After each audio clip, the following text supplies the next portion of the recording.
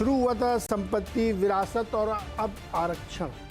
तो एक तरीके से चुनाव का पूरा ध्रुवीकरण साफ दिख रहा है यहाँ पे, और बहुत ही हाई चार्ज इस वक्त प्रचार चल रहा है सभी दलों की तरफ से। और अब मतदान से ठीक पहले क्या स्थिति बन रही है, इन सब पे बातचीत करेंगे। और क्या फ्लेवर क्या है इस समय इलेक्शन का, क्या अब ये चुनाव एकदम डिवाइड हो गया है, दो तरफ में गढ़ खुल गए हैं।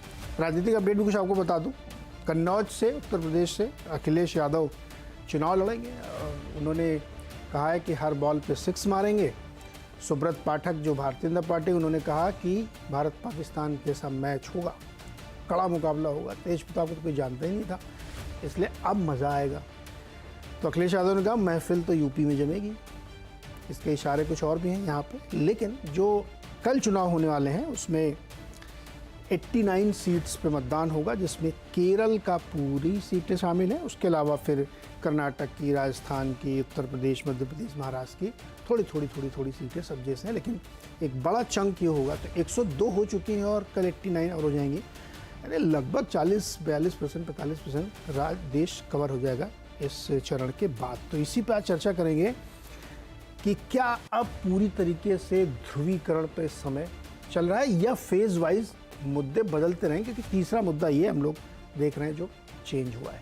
बातचीत करेंगे, हमारे साथ रामकृपाल सिंह जी हैं और वरिष्ठ पत्रकार, साथ ही प्रेम कुमार जी, सज्जन कुमार जी राजनीतिक विश्लेषक, और यूसुफ अंसारी होंगे। आप सबका बहुत बहुत स्वागत है हमारे साथ चर्चा में जुड़ने के लिए। और सज्जन कुमार जी ने ऊंट की छाप वाली शर्ट पहनी है, पता नहीं किसका चुनाव चिन्ह है, ये अभी पूछूंगा मैं उनसे, लेकिन पहले रामकृपाल जी के पास चलता हूँ।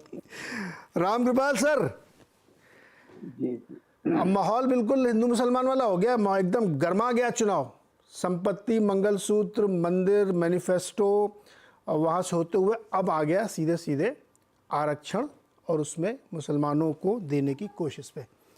कैसा लग रहा माहौल, क्या चुनाव की स्थिति इस समय बन रही है? निश्चित रूप से जैसे जैसे पहला फेज हो चुका है फेज, तो माहौल था। सर आपके लिंक में दिक्कत है, मैं तुरंत वापस आता हूँ, लौट के सज्जन जी के पास जाता हूँ। सज्जन जी जी, एकदम पोलराइज हो गया चुनाव। देखिए पोलराइज क्या हुआ, पोलराइज तो नैरेटिव में लग रहा है, ग्राउंड पे उतना पोलराइजेशन नहीं है। लेकिन पोलराइजेशन का एक पृष्ठभूमि भी है कि आप देखिए, अब हम लोग पोलराइजेशन वर्ड कब यूज करते हैं, जब बीजेपी के तरफ से या हिंदुत्व के विमर्श से जुड़े हुए लोग जब मुस्लिम विमर्श के बारे में अपनी प्रतिक्रिया देते हैं। आप ममता बनर्जी बंगाल में बोले सारे मुसलमान यूनाइट हो जाएं, उसको आप ध्रुवीकरण नहीं कहेंगे। बहन मायावती 2017 में जो चुनाव है और 2022 में है, उसमें वो कहती हैं कि भाई हमने 403 में 100 मुसलमानों को टिकट दिया, हम रहनुमा है। वो पोलराइजेशन नहीं है। आप कर्नाटक में सीधा आरक्षण दे देते हैं, वहां पे आपको एक कम्युनिटी की कम्युनल पॉलिटिक्स नहीं दिखती। कम्युनल पॉलिटिक्स है क्या? एक कम्युनिटी की कम्युनिटी, और ये चीज जाति के आधार पे भी हो।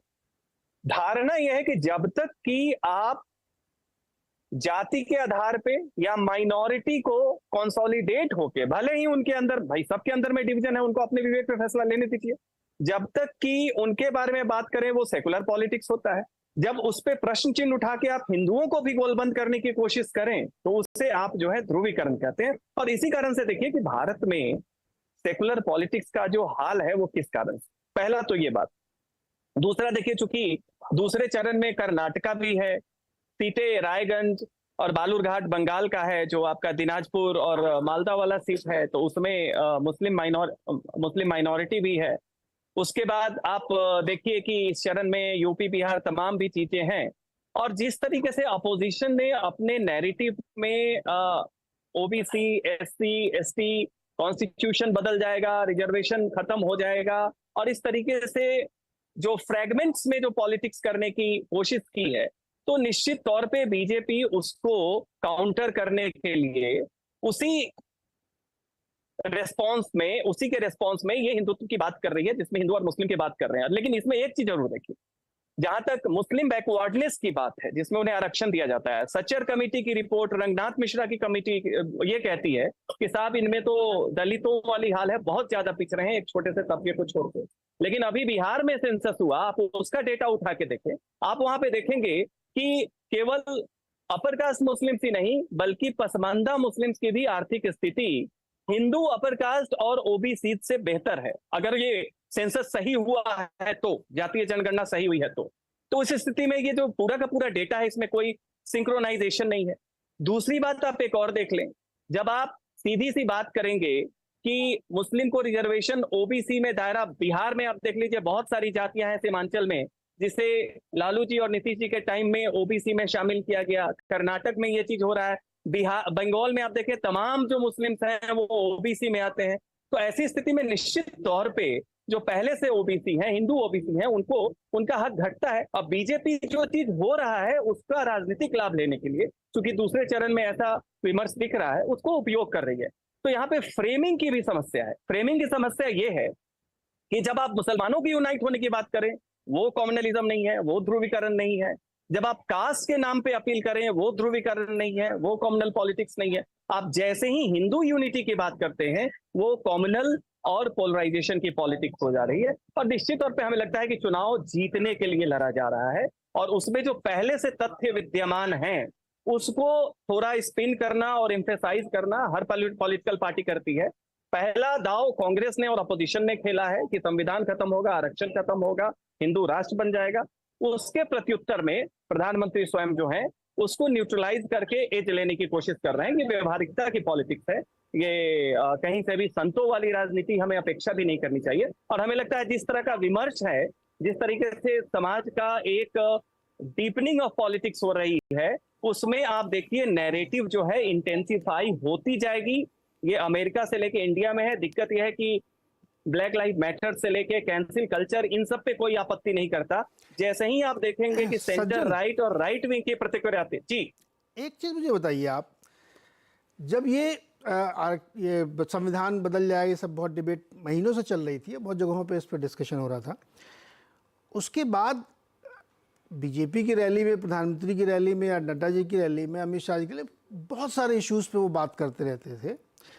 लेकिन जैसे ही उन्होंने कांग्रेस के मैनिफेस्टो वाली वो बात उठाई, उसकी बहुत तीखी प्रतिक्रिया आई हर कॉर्नर से। ऐसा क्यों हुआ? क्या तीर निशाने पे सही लगा या इतना ज़्यादा डिसरेल कर दिया प्रधानमंत्री जी ने कि लगा कि यार अब ये तो हमारा काउंटर हो गया? ये मैं अभी तक ये समझ नहीं पा रहा हूँ। बहुत लोग जानने की कोशिश की इतनी तीखी प्रतिक्रिया इस पर क्यों? देखिए, तीखी प्रतिक्रिया किन लोगों के पास से आ रही है, वो कौन समूह है? इसमें दो समूह हैं। एक तो ये जो नैरेटिव है ये कांग्रेस का अपना नैरेटिव नहीं है, ये नया नैरेटिव है जिसको कांग्रेस ने अपनाया है।